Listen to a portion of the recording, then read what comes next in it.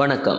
கரோலியின் காலை நேர செய்திகளோடு இணைந்திருக்கிறீர்கள். விரிவான செய்திகளுக்கு செல்ல முன்பதாக முதலில் தலைப்புச் செய்திகள். கிளிநொச்சி மாவட்ட விவசாயிகளின் வங்கி கணக்குகளில் முதற்கட்ட கொடுப்பனவு. கடுமையாகும் சட்டம், அரச ஊழியர்களுக்கு தேர்தல்கள் ஆணைக்குழுவின் எச்சரிக்கை. பொதுமக்களுக்கு வளிமண்டலவியல் திணைக்களத்தின் எச்சரிக்கை.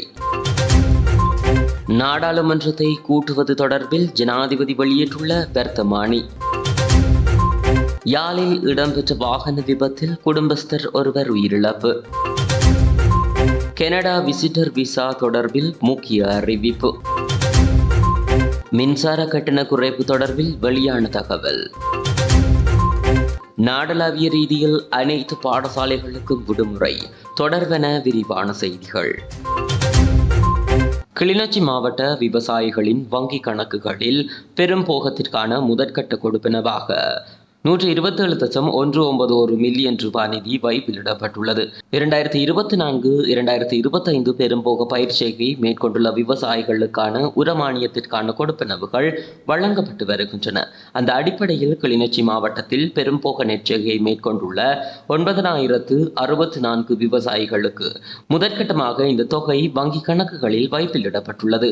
பூநகரி, ராமநாதபுரம், புளியம்பொக்கணை, பரந்தன், கண்டாவளை, முள்ளங்காவில், பளை, கிளிநொச்சி ஆகிய கமநல சேவை நிலையங்களின் கீழ் உள்ள குறித்த செய்கை மேற்கொண்ட விவசாயிகளுக்கு இந்த கொடுப்பனவு வழங்கி வைக்கப்பட்டுள்ளமை குறிப்பிடத்தக்கது.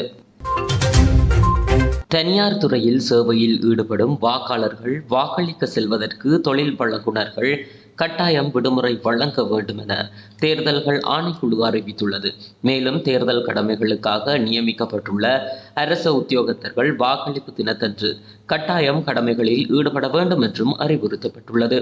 அமைதியான முறையில் தேர்தலை நடத்துவதற்கு கடுமையான முறையில் சட்டம் நடைமுறைப்படுத்தப்படும் எனவும் வாக்களித்ததன் பின்னர் பொது இடங்களில் ஒன்று கூடுவதை தவிர்த்து கொள்ளுமாறும் தேர்தல்கள் ஆணைக்குழு பொதுமக்களிடம் கேட்டுக்கொண்டுள்ளது. தேர்தல் முடிவுகள் வெளியானவுடன் பொது இடங்களில் கூடி பட்டாசு கொளுத்துவது சட்டத்தின் பிரகாரம் குற்றச் செயலாகும் என்றும் தேர்தல்கள் ஆணைக்குழு தெரிவித்துள்ளது. மேலும் தேர்தல் கடமைகளுக்காக நியமிக்கப்பட்டுள்ள உத்தியோகத்தர்கள் வாக்களிப்பு தினத்தன்று கடமைகளில் ஈடுபட வேண்டும். கடமையில் ஈடுபடாமல் இருப்பது தண்டனைக்குரிய குற்றமாகும் எனவும் ஆணைக்குழு எச்சரிக்கை விடுத்துள்ளது. அத்துடன் வாக்களிப்பு மத்திய நிலையத்திற்குள் கையடக்க தொலைபேசியை கொண்டு செல்வது முற்றாக தடை செய்யப்பட்டுள்ளதாகவும் தேர்தல்கள் ஆணைக்குழு தொடர்ந்தும் வலியுறுத்தியுள்ளது. நாட்டின் பெரும்பாலான பகுதிகளில் இன்று பிற்பகல் வேளைகளில் இடியுடன் கூடிய மழை பெய்வதற்கான வாய்ப்புகள் அதிகம் காணப்படுவதாக வளிமண்டலவியல் திணைக்களம் எதிர்ப்பு கூறியுள்ளது. தென்மேற்கு வங்காள விரிகுடா கடற்பரப்புகளில் ஒரு குறைந்த அழுத்த பிரதேசம் விருத்தியடைந்துள்ளது. தென்மேற்கு வங்காள விரிகுடா கடற்பரப்புகளில் ஒரு குறைந்த அழுத்த பிரதேசம் விருத்தியடைந்துள்ளது. வடக்கு மாகாணத்தில் பல தடவைகள் மழை பெய்யும் என எதிர்பார்க்கப்படுகிறது. நாட்டின் ஏனைய பிரதேசங்களில் பல இடங்களில் மாலையில் அல்லது இரவில் மழையோ அல்லது இடியுடன் கூடிய மழையோ பெய்யக்கூடிய சாத்தியம் காணப்படுகிறது. மத்திய ஊவா, தென் மற்றும் சப்ரகமுவ மாகாணங்களில் சில இடங்களில் 100 மில்லிமீட்டருக்கும் அதிகமான பலத்த மழை வீழ்ச்சி எதிர்பார்க்கப்படுகிறது. மேல் சப்ரகமுவ, மத்திய மற்றும் வடமேல் மாகாணங்களிலும் காலி மற்றும் மாத்திரை மாவட்டங்களிலும் சில இடங்களில் காலை வேளையில் பனிமூட்டமான நிலை காணப்படும் என எதிர்பார்க்கப்படுகிறது. இடியுடன் கூடிய மழை பெய்யும் வேளைகளில் அப்பிரதேசங்களில் தற்காலிகமாக பலத்த காற்றும் வீசக்கூடும். மின்னல் தாக்கங்களினால் ஏற்படக்கூடிய பாதிப்புகளை குறைத்துக் கொள்ள தேவையான முன்னெச்சரிக்கை நடவடிக்கைகளை எடுத்துக்கொள்ளுமாறு வளிமண்டலவியல் திணைக்களம் எச்சரிக்கை விடுத்துள்ளது. ஜனாதிபதிக்கு வழங்கப்பட்டுள்ள அதிகாரங்களின்படி எதிர்வரும் நவம்பர் 21 காலை 10 மணிக்கு நாடாளுமன்றத்தை கூட்டுவதற்கான வர்த்தமானி அறிவித்தல் வெளியிடப்பட்டுள்ளது. அரசியலமைப்பின் 70ஆம் உறுப்புரிமையின்படி ஜனாதிபதி அனுரகுமார திசாநாயக்கவினால் விசேட வர்த்தமானி அறிவித்தல் ஊடாக இது அறிவிக்கப்பட்டுள்ளது. இதற்கமைய 10வது நாடாளுமன்றத்தின் முதலாவது அமர்வு நவம்பர் 21 நடத்தப்படும் என ஜனாதிபதியினால் வெளியிடப்பட்டுள்ள 2024-11-12 2410 2ஆம் இலக்க வர்த்தமானி அறிவித்தலில் தெரிவிக்கப்பட்டுள்ளது.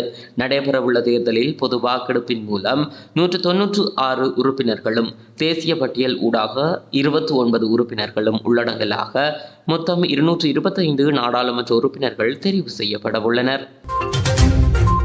யாழ்ப்பாணம் மானிப்பாய் கைதடி பிரதான வீதியில் இடம்பெற்ற வாகன விபத்தில் குடும்பஸ்தர் ஒருவர் சம்பவ இடத்திலேயே உயிரிழந்துள்ளார். இதன்போது அரசடை வீதி வட்டு தெற்கு வட்டுக்கோட்டை பகுதியைச் சேர்ந்த 53 வயதுடைய நபரே உயிரிழந்துள்ளார். விபத்து தொடர்பில் தெரிய வருகையில் குறித்த நபர் மோட்டார் சைக்கிளில் பயணித்துக் கொண்டிருந்த போது வீதியில் சென்ற மற்றொரு மோட்டார் சைக்கிளில் சென்ற நபரை முந்தி செல்வதற்கு முயற்சித்துள்ளார். இந்த நிலையில் முந்தி செல்ல முற்பட்ட மோட்டார் சைக்கிளுடன் மோதி சம்பவ இடத்திலேயே உயிரிழந்துள்ளார். மேலும் விபத்தில் உயிரிழந்தவரின் சடலம் உடற்கூற்று பரிசோதனைகளின் பின்னர் உறவினர்களிடம் ஒப்படைக்கப்பட்டுள்ளது. கனடாவில் விசிட்டர் விசா நடைமுறை கடுமையாக்கப்பட்டுள்ளதாக அந்நாட்டு ஊடகங்கள் செய்தி வெளியிட்டுள்ளன. அதன்படி இதுவரை காலமும் 10 ஆண்டுகளுக்கு வழங்கப்பட்ட பல தடவைகள் நாட்டுக்குள் பிரவேசிப்பதற்கான விசா நடைமுறை ரத்து செய்யப்படுவதாக அறிவிக்கப்பட்டுள்ளது. குறித்த விடயத்தினை கனேடிய குடிவரவு ஏதிலிகள் மற்றும் குடியுரிமை அலுவலகம் தெரிவித்துள்ளது. அத்துடன் கனேடிய மத்திய அரசாங்கத்தின் இணையதளத்திலும் இந்த விடயம் அறிவிக்கப்பட்டுள்ளது. கடந்த காலங்களில் விசிட்டர் விசா மூலம் 10 ஆண்டுகள் வரையில் நாட்டுக்குள் வந்து செல்வதற்கு அனுமதி வழங்கப்பட்டது. எனினும் புதிய நடைமுறைகளின் பிரகாரம் 10 ஆண்டு கால விசா அனுமதி வழங்கப்படாது எனவும் ஒவ்வொரு விண்ணப்பதாரியின் விண்ணப்பங்களும் தனிப்பட்ட ரீதியில் மதிப்பீடு செய்து அதன் அடிப்படையில் விசா வழங்கப்படும் எனவும் அறிவிக்கப்பட்டுள்ளது. அந்த வகையில் என்ன காரணத்திற்காக அவர்கள் வருகை தருகிறார்கள், அவர்களது நிதிநிலை மற்றும் உடல் ஆரோக்கியம் உள்ளிட்ட பல்வேறு விடயங்கள் கருத்தில் கொள்ளப்பட உள்ளதாக அறிவிக்கப்பட்டுள்ளது. மின்சார கட்டண குறைப்பு தொடர்பான புதிய பிரேரணையை எதிர்வரும் வாரத்தில் பொது பயன்பாடுகள் ஆணைக்குழுவிடம் வழங்க முடியும் என தெரிவிக்கப்பட்டுள்ளது. குறித்த விடயத்தினை இலங்கை மின்சார சபை தெரிவித்துள்ளது.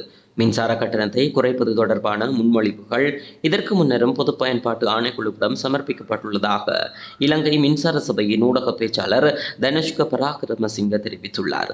ஆனால் இந்த பிரேரணையை மீளாய்வு செய்து கடந்த 8ஆம் தேதி சமர்ப்பிக்க வேண்டும் என பொது பயன்பாடுகள் ஆணைக்குழு தெரிவித்திருந்தது. இதற்கு 2 வார கால அவகாசம் அளிக்குமாறு மின்வாரியம் ஆணையத்திடம் தெரிவித்திருந்தது. இதன் அடிப்படையில் புதிய மின் கட்டண முன்மொழிவு அடுத்த வாரம் பொது பயன்பாட்டு ஆணைக்குழுவில் சமர்ப்பிக்கப்பட உள்ளமை குறிப்பிடத்தக்கது. நாடளாவிய ரீதியில் உள்ள அனைத்து பாடசாலைகளுக்கும் இன்று விடுமுறை வழங்கப்பட்டுள்ளது. நாளை நடைபெறவுள்ள பொது தேர்தலை முன்னிட்டு அனைத்து பாடசாலைகளுக்கும் விடுமுறை வழங்க கல்வி அமைச்சு தீர்மானித்துள்ளது. அதன்படி அனைத்து பாடசாலைகளினதும் கற்றல் செயற்பாடுகள் எதிர்வரும் 18ஆம் தேதி மீள ஆரம்பமாகும் என கல்வி அமைச்சின் செயலாளர் திலகா ஜெயசுந்தர தெரிவித்துள்ளார்.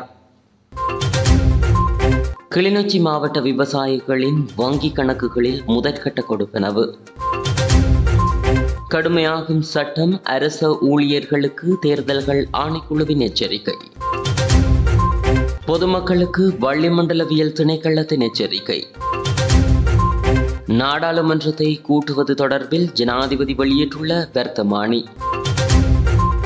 யாழில் இடம்பெற்ற வாகன விபத்தில் குடும்பஸ்தர் ஒருவர் உயிரிழப்பு. கனடா விசிட்டர் விசா தொடர்பில் முக்கிய அறிவிப்பு. மின்சார கட்டண குறைப்பு தொடர்பில் வெளியான தகவல். நாடளாவிய ரீதியில் அனைத்து பாடசாலைகளுக்கும் விடுமுறை. முழுமையான காணொளிகள் மற்றும் விரிவான தகவல்களை அறிந்து கொள்ள கரோலி மீடியா யூடியூப் சேனலோடு இணைந்திருங்கள். நன்றி.